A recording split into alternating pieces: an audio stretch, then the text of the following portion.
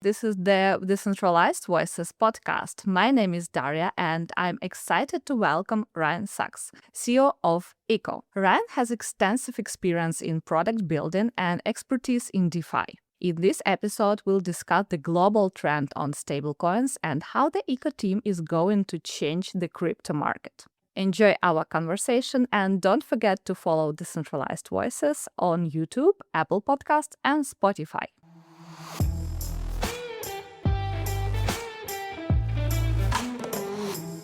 Ryne, I'm happy to have you today. Please give a short overview of your background. Hi, Daria. Thanks for having me. I've been looking forward to the conversation for a few weeks now since we met before ECC. So it's really good to be on with you. My background is I've actually led Eco since its earliest days. The company's actually several years old. We started it in 2018. So there's plenty of background in Eco. Before that, I have kind of an odd kind of mix of things in my background, but they kind of make sense in crypto. So my academic background is mostly in hard science and physics and math, classic nerd in those areas, and a little bit of coding, although that was never kind of my favorite thing. And then through sort of a wandering series of events, I actually also went to law school. And I discovered crypto while I was in law school. I was just at the kind of the right place at the right time where some people were starting to talk about it more. And in crypto, I kind of discovered something that was fascinating to me because I was able to think about it through sort of like the legal kind of earliest regulatory lens, but I was also able to nerd out on it with my kind of interests in math and economics. And it's just fascinating how it sort of combines those things in one intellectual space. And so that was my initial interest in it. And I went from there. I actually sort of put it down for a couple years to kind of go on a more traditional professional track. Then Ethereum launched and everything started to heat up and I couldn't ignore it anymore. And I decided we have to build in this space. And so I find myself here. Yeah, thank you very much. And can you please explain what is Eco and what do you do building your product? Yeah, it's basically a stablecoin platform. Now, what does that mean? That's not specific enough. So we've always been building for stablecoins. We were even building for stablecoins, I would say, too soon. Fortunately, we've kind of found our way here. We've iterated, we've survived, and now stablecoins are a big thing, right? We've always looked at stablecoins as sort of the natural leap on chain for a lot of people. My leap on chain was with Ethereum. A lot of people I know, their leap on chain was with Bitcoin. That's just too scary for most people or too unfamiliar for most people. So stablecoins are super promising because you just take $1 and you put it on chain. And that for a lot of people is just an easier thing to accept and to try. And then you can go from there. And so over the years, we've tried to make that easier. We built various products to improve the user experience of getting a stablecoin and using a stablecoin and connecting it to other things you can do on chain. And so what that means for Eco today is sort of, we think of Eco as the most powerful platform for using stablecoins on chain. Our customers and partners are chains, stablecoin issuers, and major DeFi protocols and sort of aggregators that are trying to share stablecoin liquidity or source stablecoin liquidity. So Eco has a few parts. One is just really, really fast and cheap bridging for stablecoins across chains where they're in demand. One is a UX layer integration to enable a user to aggregate their stablecoin balances and use them to do anything else across chains. Even if you want to do something that requires ETH or SOL or something else, with Eco, you can start with a stablecoin, just send that stablecoin, and then do the thing that's required. And underneath it all is a liquidity layer that sort of very intelligently and automatically allocates liquidity across where users are trying to use stablecoins. At the end of the day, UX demands liquidity, right? Your UX is going to break in crypto if there's not programmable liquidity to do your thing. And so Eco brings all of those together in one platform to make stablecoins very, very easy to use cross chains. Okay, thank you very much. And Eco is not usual name for the crypto project. No. Can you share the story behind of this name? Yeah. It's kind of an interesting story, actually. The company was originally called Beam. Early stages of the company when we're all kind of meeting each other and networking around it was 2017. Then we started it formally in 2018. The first year and a half, we had the name Beam. And we called it Beam because for us, crypto was just sort of fast, programmable money to send. That's what it was going to be. And if you're a real payments nerd, you might know that way back in the 90s, PayPal was originally called Beam. And then through a series of deals and a merger, it became PayPal. But there's this unfulfilled vision of like the earliest PayPal Beam, and we were payment nerds. So that's why we called our company Beam.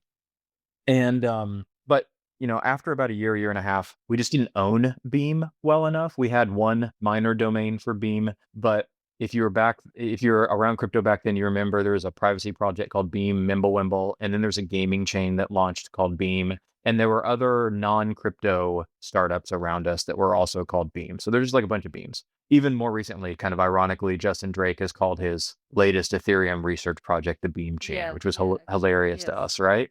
And so there's beams everywhere. And so it was pretty clear to us that if we wanted to have a more distinguishable brand by 2019 or something like that, we needed to rebrand. And so we looked at a bunch of different names. I don't actually remember very many of them now, but we had an opportunity alongside an investment round that we were raising, or fundraising round, to acquire Eco. So we did the deal to acquire Eco. So part of it was just opportunistic. Part of our name being Eco was just opportunistic. It's an incredibly compelling and powerful and valuable brand to own, all of the domains and the socials for. But also one thing we really liked about it is kind of abstract, right? So, and it doesn't have, for us, it doesn't have anything to really do with sustainability or anything like that. It was just sort of an abstract name that people can say around the world. You can adapt it and sort of build on it with a bunch of sort of product names. It's a token ticker that's an easy one, or some derivative of Eco is an easy token ticker. Yeah, so it's memorable and simple, and it makes us easy to find. And we liked that it was kind of abstract. It's not directly sort of about money or payments or crypto. And we thought that might be sort of valuable for us to appeal to a broader audience later on. So all of those reasons are why we were called Eco, but it started with just the opportunistic chance to have the brand in the first place and to build on it. I watched a video on YouTube from FWB Fest in 2024 where people Yeah. were paying for food using your previous product. Mm-hmm. What exactly it was and how did it transform to Eco? Bend was a like a accidental success for us, and it's been a really fun one. If your audience is maybe a little bit familiar with Eco or has heard me speak elsewhere, what we're building now is sort of a pivot for us over the last couple of years. Not in mission, but definitely in product, right? Mission remains stablecoin focused, but it was clear to us there were some infrastructure challenges to sort of really support the stablecoin wave that somebody needed to solve, and that's kind of what we started to try to solve about a year and a half ago. The reason that's relevant is like the earliest kind of internal version of the infrastructure we're building for stablecoins, we decided to build Bend on top of to kind of demonstrate, right? If you integrate with Eco, you can make a stablecoin user experience this seamless. And actually, we originally called, kind of a funny full circle fact, we called Bend Beam as well, just as a sort of wink to the past. And then we launched it on Twitter, and like 70,000 people downloaded a wallet in the first week. And we did not expect that. So then it became kind of like an accidental success. So we renamed it to Bend because we didn't expect. Then Beam was confusing again because people had actually noticed it. It was kind of a funny one. So we renamed it to Bend, gave it its own kind of like sub brand. And it was just a really like simple demo of what our infra enables. So you could hit a domain, you could create a brand new wallet in 30 seconds. You could create a payment link for someone to send you stables, or you could on ramp. But within a couple of minutes, you could have stable coins in that wallet to send anywhere in the world. And you could even send them via text to someone who may not have a Bend address yet. Some of those features are a little bit kind of more proven now, but we built this thing in, summer, fall 2023. And a lot of this is really early stuff, like payment links, push or pull payment links, et cetera, stablecoin abstraction. So you could hold any number of stables on a couple supported chains, and we would just show you a single balance. And so it's kind of a preview to the type of, to the world we want to sort of enable for stables today. And because it was a bit successful, FWB noticed it, and they reached out to us and they asked if we might be interested in doing a partnership for Fest to try to keep Fest payments on chain. And so our big goal for Fest last year was, let's use Bend with all the food and beverage merchants and see if we can keep most people from pulling their card out, right? And we did. I think we kept 60 or 70% of the payment volume at Fest on chain in stables. And of course, that's free for the merchant. So the merchant's saving, 3% on those card swipes, which is big for food and drink. And it was a really, really fun activation. But ultimately, the point of Bend was to really battle test what the technology that was underneath it, and to show other app builders that if they want to build a similar experience to Bend, that our infrastructure can make that simple. And so that was what Bend was and is. You can actually still go to bend.eco and create a wallet and try it. We don't actively incentivize it. We don't necessarily actively support it. We haven't added a feature to Bend for several months. But the infra is still there and it's still live. And I think, we have some notion of a kind of like an accounts SDK in our current product stack. And there are some features you see in Bend that will actually be, I think, revived in that accounts SDK pretty soon. Yeah, that sounds great and very inspiring for mass crypto adoption and for everyone who are interested in using crypto, but in more secure and more easy way. And my next question will be about UX because on the website you mentioned that Echo simplifies user onboarding and overall user experience. How does it work? Yeah, UX is sort of it's a North Star. UX is our North Star. We have built a custodial app in the US that had some success. We have built Bend, which is a non-custodial app that had some success. And now we're building Infra. It's kind of our edge. So we spent years trying to build really simple and seamless stablecoin UX at the app layer. And because of that, we understand what that demands of the infra underneath, right? Because we had to wrestle with that ourselves first. And so, I think you could kind of, the UX in the game, I think, for stables is a few things. One is your dollar needs to be a dollar as long as it's on any major chain in any major stable. Today, we're in this immature liquidity environment where even if you have USDT in one place versus another place, there could be slippage between those two assets. So we have to improve the liquidity game between chains and major assets to just make a dollar the same way as my dollar and my PayPal app is the same as my dollar and my Cash app, right? So that's one thing. Another thing is if the user doesn't want to have to care what stable and chain they're on, you should just have one simple aggregated balance that's always earning until you next need to use it. Okay, one simple balance. Even if I hold dollars spread across protocols and chains, so long as those dollars are liquid in major stables, I should just know that I have spending power and I should be able to utilize it. Even if utilizing it means I need to pull it from multiple directions in one transaction to funnel it in one specific direction. And those are basically the things that we want to enable. So we understand very, very well that balance aggregation is a simple user benefit. We understand very well that you should be able to programmatically pull and send your stables wherever they sit. And we understand very well that the average kind of mainstream user, maybe not the sort of crypto trader, but the average mainstream user just needs to trust that their dollar value is there for them to use the next they need it. And they shouldn't need to track it across multiple places or understand multiple different assets, right? Unless they become DeFi degen and they want to go in that direction, right? And then we understand very well that oftentimes the limitation to making those things true is intelligent liquidity and kind of programmability of that liquidity underneath. Is the problems we've wrestled with ourselves. And so for us, UX is everything. We want to work with app builders to make stablecoin UX as seamless as it can possibly be. We want to ensure that they can enable their users to be kind of quote unquote stablecoin abstracted if it's appropriate for their users and their use case. And we want to make sort of our integration a one-stop shop to keep those things true. Because if you're improving stablecoin UX, then you're making crypto approachable for a lot more people, right? That's the mission there. And crypto is a fundamentally better way to hold and move money. I want people to discover native assets and I want people to discover new money opportunities. But oftentimes to get there, you need to just hop on chain with your dollars or your local currency first. Yeah, thank you. And are there any particular regions or countries you're interested in, like sharing Echo as an infrastructure, as a solution? Yeah, there's sort of two parts to this answer. One is no, and one is yes. No, and not really, in the sense that like we are building a generally applicable platform for stablecoins anywhere on chain. Wherever people are adopting stablecoins, this platform should have benefits for them. Now, but the yes part of the answer is different geographies and regions have different preferences for certain stablecoins and certain chains, right? So that's where the answer becomes yes. Okay.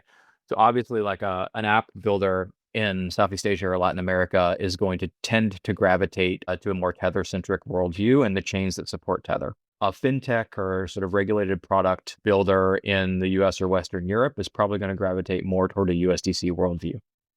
And so those things, those customers, those integrations definitely inform kind of how we aggregate liquidity and what assets we think about supporting. So to that, that's really sort of just a customer partner driven prioritization. The fact of the matter is, though, stablecoins are everywhere and so is crypto. And so from an end user standpoint, eco should be sort of equal opportunity for the people building crypto products to serve those users. I think it just informs kind of the liquidity weights within the system and how we allocate based on where those developers are and what asset they tend to prefer. If Echo succeeds widely, what will the world look like? Do you have an image of this world? The first step is the kind of UX North Star I explained, right? We should tighten up the uniformity of liquidity and UX on chain such that you can trust that your dollar is a dollar across chains and across major assets. That's number one. Like if we want stablecoins to compete as everyday money, you can't have this like unfamiliar user experience where you send some dollars and they show up as a different asset with less, right? And you don't know why, and you didn't opt into that necessarily, right? We can't have that. So you need fungibility of dollars. And I think that now we have enough liquidity in the market and there's enough sort of history in the market to trust that for a few major stablecoins, your dollar is usually a dollar, and we just need to tie those together. And so that's just like a utility vision of the world to start with, right? And it needs to be true for most people, and we can enable that to be true. The next step in that vision is sort of the one simple balance, always earning. If this is programmable money and you're holding a stable coin, then you cannot have we can't replicate the checking savings account user experience where you have some money that's like over there that is allowed to earn interest and some money that's over here that doesn't really earn interest, but is your spending money. That is an unnecessary split when we're talking about crypto and stablecoins. There's sort of one simple balance, always earning, can be across chains, whatever, but you just need to trust that you have access to that when and where you need it, and that it's earning for you at a safe rate and in a safe way in between those moments. That's the next vision, or the next part of the vision. And then I think what what we have an opportunity to stitch together here is some kind of, the analogy would be something like on-chain Visa, the analogy I've used elsewhere before, and we've used it since our earliest days, right? Some people say that and they mean different things. So let me clarify what I mean by that. If you just take a step back and you think about Visa for a minute, it's doing a couple things. It's an interoperability protocol for currency. Yes. It allows my bank in the US to talk to a bank in Eastern Europe or wherever else so that I can swipe my card and use my money, which is amazing innovation, right? And the other amazing thing about it is the UX is the exact same wherever I go. I swipe, right tap. Remarkable. If you just think about different blockchains as sort of analogous to different banking systems that don't natively talk to each other, then stitching together a similar kind of with a standard UX, a one-click stable send across that network is a very valuable solution. And that's what we're trying to build. So if I phase, what does the world look like? I start with like a very practical thing, and I get to a little bit more idealistic thing. And then if I may, I'll go for even more idealistic thing. And this is not today. But I think what becomes really interesting is the world is not dollarized. Right now, stablecoins are. So that's the logical starting point. I think it's a good starting point for a lot of people. But sort of you get the dollars on chain first. You realize some version of this on chain Visa that I think Eco can satisfy. And then what becomes really interesting is you've introduced a bunch of people to sort of new money opportunities. And what do they do from there? See real kind of non-dollarized stable and Forex markets evolve on chain, probably. But even beyond that, do we see non-fiat stablecoins kind of come back and become realized? A lot of people tried to build those, themselves included, in some experimental version in like 2017, 18, 19. It was too soon. But I think that there is like an insight in those experiments that was actually true. It might just take a decade or more. And that's where I think you start to get into this kind of design space of like, what is crypto? It's like non-geographic money. Yeah. And if you start bringing money on chain and using it increasingly on chain for goods and services that are on chain, then we might all end up in a very interesting place where our notion of money is shared across a different line or a different axis than where we live or where we were born. And I think at that point in time, you're starting to like realize the dream. So that's the further reach. But I think the first couple things I said will take us the next several years, and we'll see where we end up. Yeah, thank you. That sounds really great and inspiring. Do you think can stablecoins replace fiat money 100%? I don't think so 100%. I think that they can for a lot of flows. I think they can replace fiat money for like wholesale B2B payment settlement and for a lot of sort of like Forex and trade settlement. Here's the interesting thing. So a couple interesting things here. But at the end of the day, the money you spend in, the money merchants accept is still somewhat dependent on where you are. And so you need like some pathway out of a stablecoin or to a different stablecoin to ultimately off ramp or do a thing. And I don't see that changing anytime soon. The other irony about stablecoins is that stablecoins are sort of tied to fiat, and they're dependent on sort of fiat working and working well. And that's just, I think, a dependency that we are willing to tolerate to kind of continue to grow crypto. And so I don't see them as like a wholesale kind of replacement so much as a necessary or sort of an improved representation of fiat in different places. But, if stablecoins are also a massive success, there's also this irony that they're going to start drawing a lot of money out of the banking system, and push is going to come to shove in some way amidst that dynamic over the next several years. I don't know exactly how that'll happen. It depends on sort of whether banks are authorized and feel comfortable kind of getting into the stablecoin space sooner than later, to kind of head off a lot of that currency competition that I think today is good for the world. But there's all these sort of, I think, countervailing forces that are government interested, as well as just like local practical considerations that lead me to believe that like a wholesale replacement of day-to-day fiat or an entire replacement is probably like a step too far. What ideas or maybe concepts must be learned or researched in the DeFi ecosystem? Because there's a few things. One is like, I'm not like when I think about this, I'm usually thinking about necessary like technical or money problems that I think we need to solve. I've never been great at, I'm not like a gamer. I've never been great at like predicting the games that people are going to play in DeFi. So like I would not have predicted like pumped up fun, for example. I am a prediction market nerd, so I maybe was early to kind of like the poly market type of trend. But a lot of things we've seen emerge in DeFi, I would not have predicted. So my answer here is not going to be like a super fun, someone YOLO this thing. I'm thinking about it more from research problems I think we need to solve. One is there needs to be a lot more work on really unifying liquidity pricing across chains. So because of the Ethereum L2 roadmap, and it came up when it did, it's amazing how many redundant liquidity pools there are across chains, and those liquidity pools don't talk to each other. Like if I was founding Curve today, I would never launch 20 isolated USDC or 3 pools basically on different chains, right? I would figure out a way to aggregate that liquidity and to price it accordingly. I don't think they did anything wrong. They just started when they did 5 years ago, 4 years ago. And so I think that like the problem of making your dollar is like a liquidity unification problem. It's a liquidity modeling problem. And it's hard in both tech as well as I think just in like pricing. So that's one area that I think is very important. And then I just think there's this like whole design space emerging on like actual programmable money. Okay. And like this is like, we have programmable money in the sense that like there is DeFi. You can program a money pool to do a thing. But Ethereum is not itself programmable money. It's programmable money platform. So what do you do with the assets and the liquidity on top of DeFi is now like a whole new era. I think we're like, now you start seeing like Euler V2, Morpho V2. And these are like, they're actually getting at the liquidity sort of unification problems, the pricing problems, the programmable money problems. And this is sort of the trend that gave rise to Eco as well. Like you have programmability of this liquidity on chain. How do you make that more intelligent? And how do you make sort of the experience more seamless? And I think there's like this whole design space of, okay, I have money on chain. Like now what do I want to do with it? And what's the most seamless way for me to do that thing without going through all the clicks and and it's like needing to find the bridge and needing to choose the best option.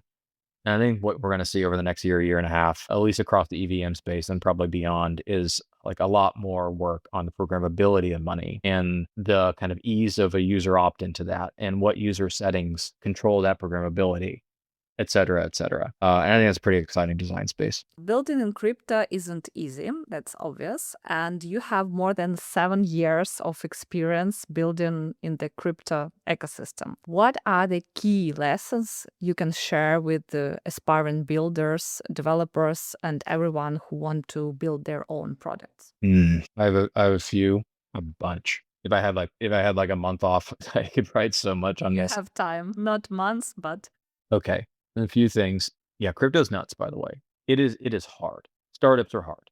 Startups never stop being hard. Even when they're working, they never stop being hard. They might get more fun when they're working, but they're still hard. And crypto adds a layer of insanity on top of it, on top of the normal startup experience, because you're trying to build in this market that's so dynamic and it never turns off. And sometimes it's hard to even know it's real in that market. You think something's stuck and the market just goes the other way. In some ways, the most competitive arena that's ever existed in business. So all of that's just like a reality check. And it's I think something I underestimated and something a lot of people probably have underestimated. So with that being true, a couple things come to mind. One is you have to know why you're doing this. I think when you start a startup, you have to know why you're doing it.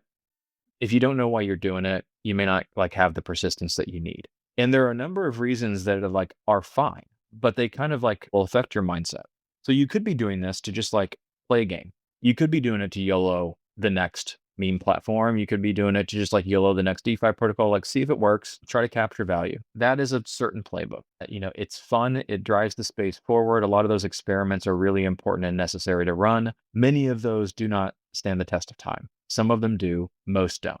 But it might be a fine reason for doing it. It just means you're operating by a certain playbook on a certain compressed timeline. A second reason to do it, you may be sort of just view this as an emergent tech platform and you see an interesting opportunity to build a good business, maybe even like a pseudo SaaS business and try to sell it. And that's fine too. A third reason to do it is just that you fundamentally believe that this is inevitable technology and it's new money eventually, and you're here for the long haul to try to get there. And whether that takes you one company or three companies, you're just here for it. And that's a different thing. And so you just have to know why you're doing it because it's going to affect your mindset. The other thing that I would say is like, you just have like, this is true of startups, again, particularly true of crypto. You just have got to like figure out how to control your mindset and like temper it and temper the mindset of your team, especially if you're trying to be here for a while, right? 7 years in, that's 3 crypto macro cycles. That's like, it feels like a startup lifetime. And there's so much euphoria and there's like so much demoralization when it collapses. And you have to get to a point where if you feel like you're building something real over the long run, you like can discount the euphoria and the collapse and just like stay in the middle Yeah, I and trust wanted it. to ask you actually how to live through these cycles and how to stay focused and just keep building. And you just have to, I think that the only way to do that is to the first part of the answer, to be one of those people that feels like you're in it for the long haul and to know why. And there will be periods where you may get jaded when you feel like crypto is incentivizing the wrong things, or rewarding the wrong things, or the world is making it hard for you to build. But if you can still get through those times and keep your team level through those times and motivated through those times, then you just got to trust that it's going to benefit you.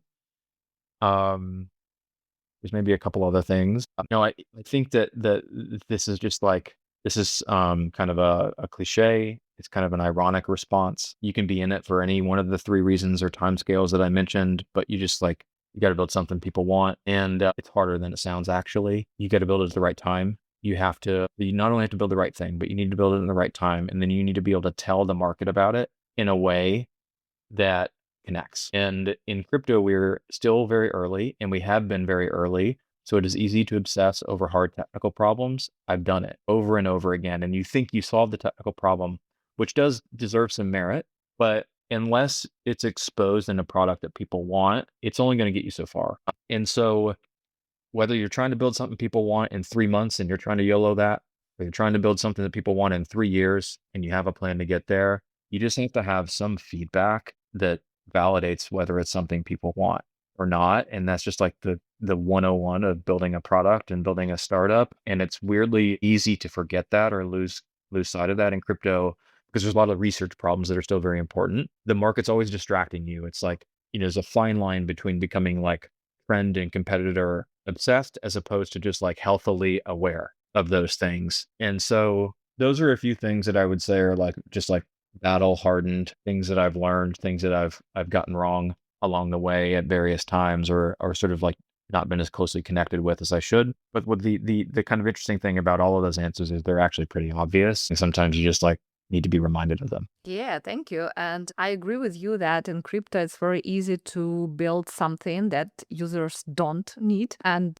it's more often than in traditional businesses and fields. That's why we see so many projects created just for the team, but they don't learn users and they don't know what users need. So yeah, it's not banal. It's normal approach and it's a good approach to build the product people like and need. Echo was mentioned as a project that has really high chances to be hyped, but it's not hyped now. So what do you think can make Echo hyped? There's good hype and bad hype, right? There's like flash in the pan hype in crypto that everyone chases, and there's good hype. I think Good hype. good hype. I think like an example of good hype right now would be like Boiler, who's like been through a lot of difficulty and just like built to come back, right? And they've probably earned every bit of hype that they have now. And so I don't think we're playing kind of like the the flash in the pan hype playbook. I don't even think we're good at that. Because even if we wanted to play that game, I don't know if we're the right people to play that game. I do expect eco to be a lot more hyped over the next 6 months, just by virtue of, I think, some of the traction we're seeing and some of the partnerships that will come into play. I want that, but we just haven't focused on it yet. I think because this was a product pivot for us, we wanted to sort of build it in the background, validate it for a year or so, and then kind of gradually roll it out, which we've done in the first half of this year. And it's working. And so I would call it a successful 0 to 1. I would call it early stages of product market fit. I know what that feels like. We've had it once in the past. It starts to feel more like the market's pulling it out of you than you have to shove it into the market. And we had that kind of feeling kind of tip for us in the last quarter or two. So now you just got to take it 1 to 10. That's the point where you start to build your network effects, build your distribution, and get it to stick.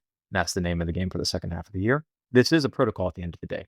We're just not saying much about the protocol yet, right? There are product pieces of it that we want to prove first. And that we want to kind of show are real and show are building the right thing, something people want. And then we'll talk more about how you kind of roll them up into a new protocol launch. And we'll tell the market why we think that's extremely valuable and why we think it's interesting. And we'll say more about that, and more loudly over the course of the rest of the year.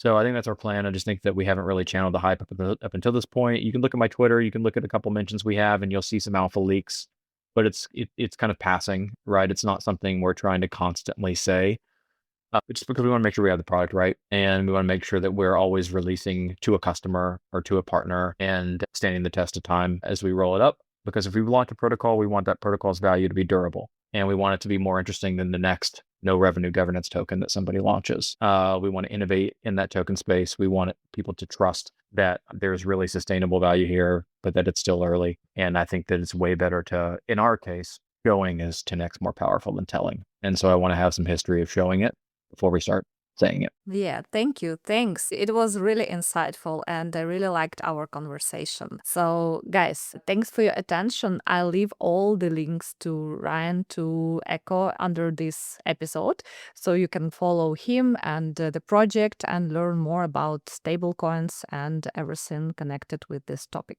Thank you, Ryne. It was a pleasure to have you on Decentralized Voices.